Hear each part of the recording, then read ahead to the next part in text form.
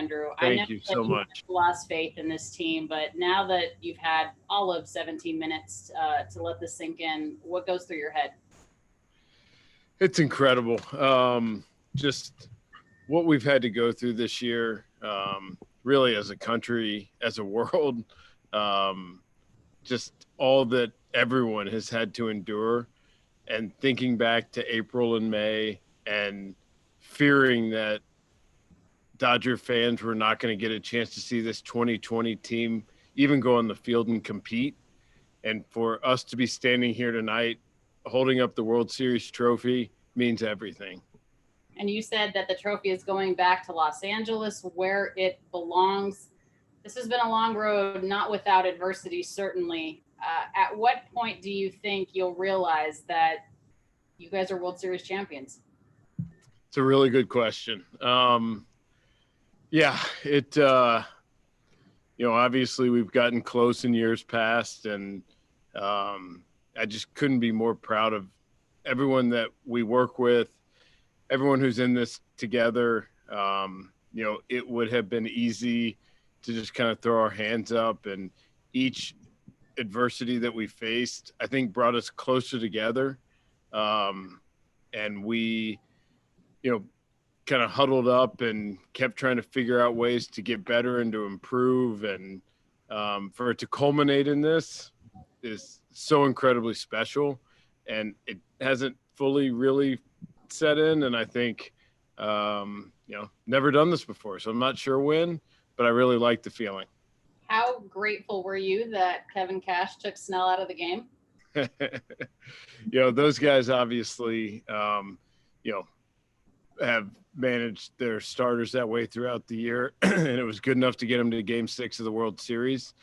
In that moment, watching the game, we were certainly happy that he did, but obviously they have their reasons for what they do, and they're really good at what they do. Again, as evidenced by them being in Game 6 of the World Series. But from our standpoint, I think our hitters got a real jolt from that, but who knows how the game plays out if he stays in the game, and it's something we'll never know. At what point were you counting down the outs? From the minute that Mookie scored. Okay. The second Mookie scored. What a game changer. What was going through your mind? It's funny. I talk about this a lot. There are games during the regular season that I have really good recall of, and I can kind of walk you through inning by inning and who pitched and what happened. And playoff games are a blur to me. It's kind of an out of body, just the intensity. But obviously Barnesy getting that hit, and then Mookie coming up and getting the double down the line. And so then I'm trying to figure out, all right, we got, 2, 3, 4 coming up. And for it to happen the way it did, just speaks to baseball and how you can benefit from it at times. And at times like Game 4, you can be on the wrong side of it. And so when things work out in your favor, it's what we love about it. And when it goes against you, it's what you hate about it. You have received your fair amount of criticism and questions regarding how you guys have handled Julio Urias and his development. Can you look at this and say, this is why we did what we did? No, I mean, obviously he was incredible this postseason. Just the compete, the way he went about it was as good as it gets. And, we talked about, putting him in that role in Game 7, and just to a man, it was easy to bet on. And then for him to go out and back it up the way he did, just speaks volumes about him. And so he was a huge part of getting us to this point, and then obviously a huge part of Game 7 in the CS and a huge part of Game 6 tonight. Next question's from Bill Plunkett. Go ahead. Yeah, congratulations, Andrew. Sorry, I have to ask you about Justin Turner. Can you please take us through when you learned, what you learned, and very specifically why he was on the field for photos and part of the celebration? Yeah, I mean, obviously a lot of this, and I get the questions, will be for another day. I found out about it in the 7th inning, and, it was extremely surreal, and obviously my mind was somewhere else, and then had to quickly adjust to what was happening. Obviously incredibly unfortunate, but kind of speaks to what all of us are going through in 2020. And then the post game, I think having a mask on and staying socially distanced, he wanted to come out and take a picture with the trophy, which can't state strongly enough how big of a role he's played in the success of this organization. But I think for him, just being a free agent, not knowing exactly how the future is going to play out, I don't think there was anyone that was going to stop him from going out. I think from at least my perspective, and not watching it super closely with everything going on, but I think he was mindful of other people, especially other people that he hadn't already been in contact with. This is something that we're going to wrap our arms around tonight and in the morning and figure out where we're going from here. It was obviously a really unfortunate kind of end point of this incredible series, and definitely affected some of the joy from winning, just because of how much JT has meant to us, and him not being able to be on the field for that final out, with everything he's done for this organization. But it's something that is no one's fault. It's just how things played out, and we'll figure out exactly how to proceed going forward. Will the team be going home, or do you have to stay here in quarantine again now? Not sure yet. We're going back tonight, and we're going to all take tests and figure out what the results are from that, and then go from there. You mean going back to the hotel? Correct. Thanks. Next question is from JP Hornstra. Go ahead. Andrew, congratulations. Can you put into perspective just how much Mookie Betts meant to this? I mean, so much was talked about his acquisition, but then to see it come to fruition in the way that it did in the World Series, are you guys here celebrating this without him? It's hard to imagine we are. I gave the answer earlier that coming in when we acquired him, my expectations were sky high, and somehow he managed to find some headroom above that and exceed it. I can't say enough about the baseball player, the way he makes everyone around him better. And it's hard to imagine us sitting here right now without him. Next question is from Stephanie Epstein. Go ahead. Andrew, you were actually shown standing next to Justin with neither of you wearing a mask. I was definitely wearing a mask. Okay. Why were you guys not more, forceful with him about remaining isolated, given the risk to all the people on the field? Yeah, I mean, I think the people who were on the field were people that he had been around, and with masks and staying distance. And again, I haven't seen the footage per se, but I think from his standpoint, him having a chance to take a picture with the trophy was incredibly important and meaningful to him.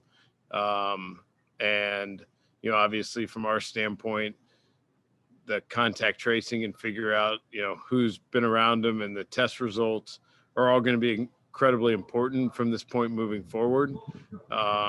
It's hard for me to say specifically about the on-field, because I didn't see everything that happened or didn't. And so obviously we'll, figure out more as we go. Next question is from Derek Gould. Go ahead. Andrew, I mean, there were photos obviously of Justin with the trophy, Dave Roberts beside him, you not too far away. Can you address at least the optics of this? I mean, baseball has a chance to be an example. Can you talk a little bit louder, Derek? Derek, I can't hear you. I can. Can you hear me now?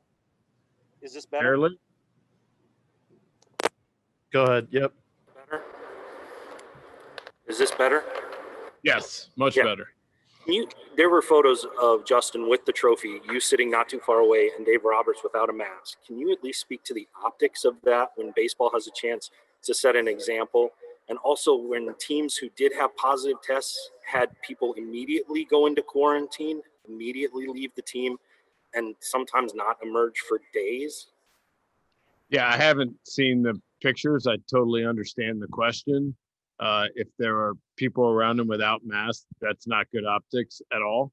I haven't seen them, so it's hard for me to speak to it specifically. But I think from our standpoint, I think the people who were around him were people that would be in the contact tracing web anyway, with just how closely a lot of us have been around each other. And so now I think the subsequent tests we're going to take are really important to figure out what we doing to make sure that any of us that are potentially positive do not spread it to other people.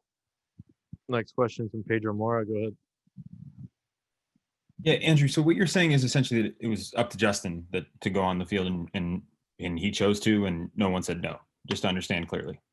It wasn't up to Justin. I think Justin wanted to come out and take a picture with the trophy and did. And again, I think with or without that, a lot of the people who he interacted with would be in the contact tracing web. And before we are to interact with other people, I think it's important for us all to clear the requisite testing hurdles to make sure that we're in a good spot before we do that. Next question's from Kyle Glazer. Go ahead. Andrew, just organizationally, you guys had developed the most homegrown players of any team in the playoffs this year. Just seeing all this talent kind of ascend and culminate in this moment, just what does it mean for the organization kind of top to bottom?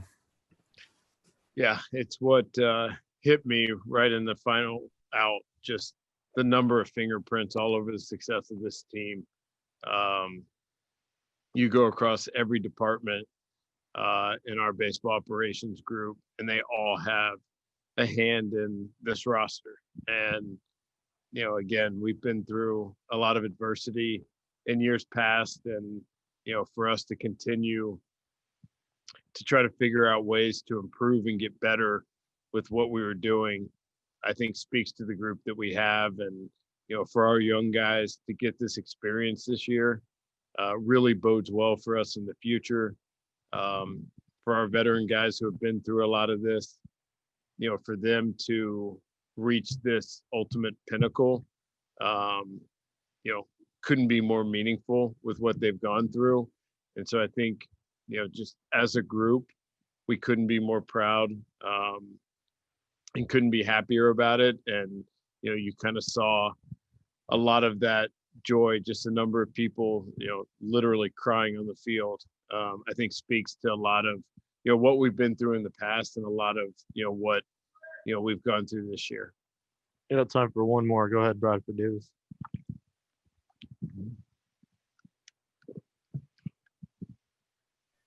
Hi, Justin. The protocol says that after the club receives notice of a positive test.